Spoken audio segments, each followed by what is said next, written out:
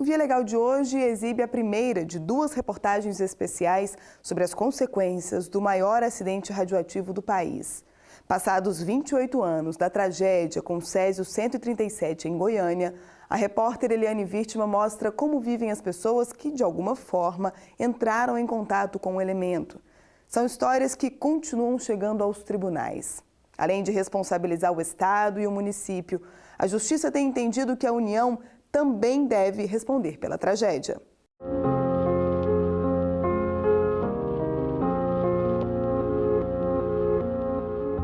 13 de setembro de 1987. 2 catadores encontram em um prédio abandonado no centro de Goiânia um aparelho usado em tratamentos de câncer. Um dos homens, dono de ferro velho, resolve arrombar a máquina. Dentro dela, descobre uma cápsula que contém 20 gramas de um perigoso material radioativo, o Césio 137.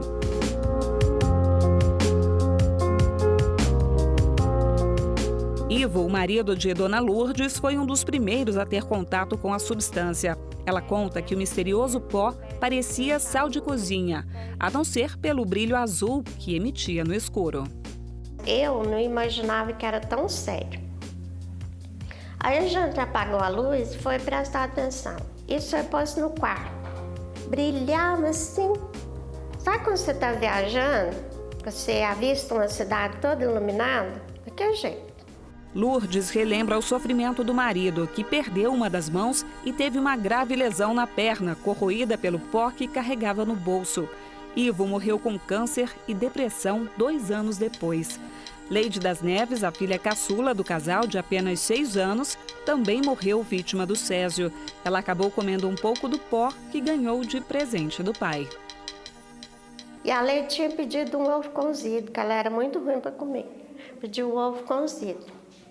Aí eu cozinhei esse ovo, descasquei, arrumei e pus lá na mesa.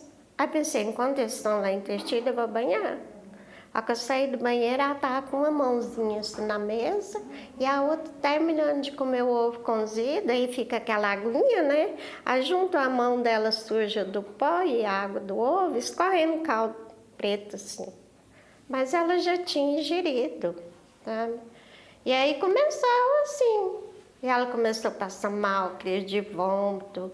E a gente associando que era o ovo que tinha feito mal para ela, porque era à noite, né? Mas não era, já era a contaminação. Quando o Césio foi identificado pelas autoridades sanitárias 14 dias depois da abertura da cápsula, as pessoas que tiveram contato com a substância ainda buscavam explicações para efeitos tão agressivos. Entre elas, o cunhado de Lourdes. Era tanta coisa, era muita dor nos ossos, era crise de vômito, era diarreia, dor de cabeça.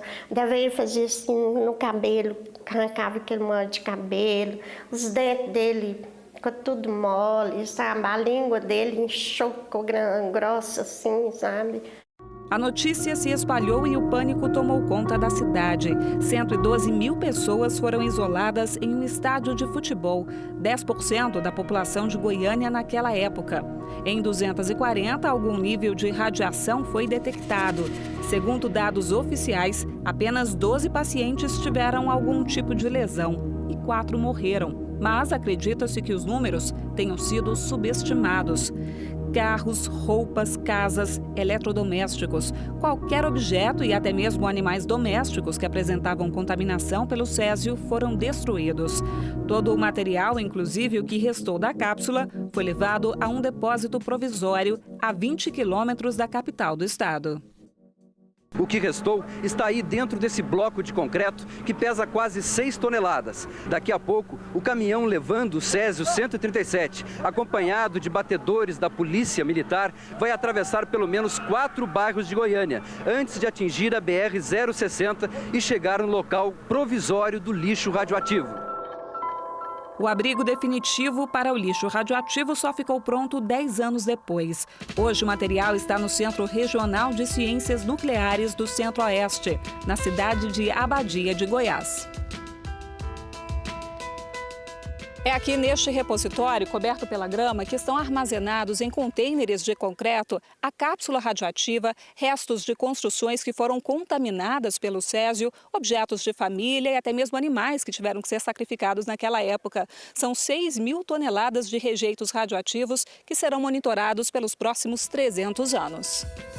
O acompanhamento é rigoroso. Pesquisadores da Comissão Nacional de Energia Nuclear fazem testes periódicos na água e no solo. Durante vários anos, os nossos registros, os nossos relatórios contribuem para dizer que não há nenhum problema de contaminação tanto do nosso lençol freático como do solo e da vegetação.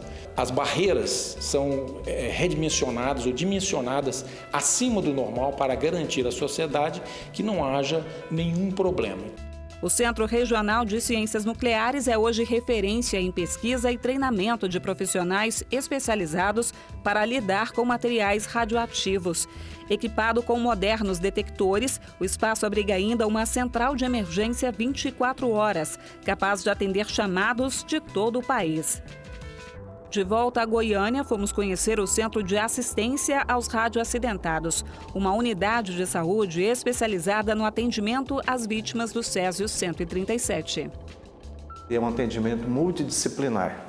Aqui não só nas especialidades médicas e várias especialidades médicas, né? Nós temos atendimento psicológico, assistente social, enfermeiros, farmacêutico, enfim, um grupo de profissionais que tenta da melhor maneira possível fazer esse atendimento aos nossos pacientes. O centro atende hoje 1.150 pessoas por ano. Entre os assistidos também estão filhos e netos de quem teve contato com a substância. Todos são monitorados por este pesquisador que analisa os efeitos da radiação nos descendentes. Dentro da questão biológica, não teve nenhuma alteração que pudesse falar se isso é relacionado com o acidente do césio. Não é? Essa pesquisa foi levantada de 87 até 2013. De acordo com este médico, também especialista em radiação, familiares das vítimas ainda sofrem com o temor de que gerações futuras desenvolvam algum tipo de doença ou deformidade. Existe, teoricamente, a possibilidade de você ter alterações de malformações, de câncer, de alterações de crescimento nos seus descendentes. Mas ainda hoje, na prática, todos os grandes acidentes, como Hiroshima e Nagasaki, como Chernobyl, ainda não conseguem comprovar estatisticamente, matematicamente, alguma mudança importante para os descendentes. Hoje, a maior preocupação da equipe médica é com o tratamento psicológico de pessoas que convivem com o medo. Então, a pessoa sobrevive, mas a cabeça dela está sempre pensando, e agora? Eu vou ter um câncer? Aparece um carocinho de nada aqui, será que isso é um câncer? Então a vida dela muda por completo.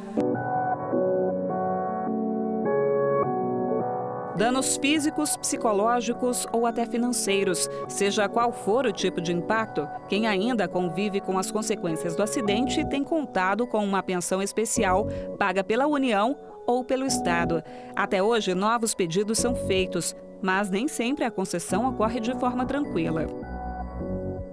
O principal desafio é a comprovação de que a patologia que a parte alega ser decorrente do acidente radiológico é efetivamente decorrência do acidente com césio.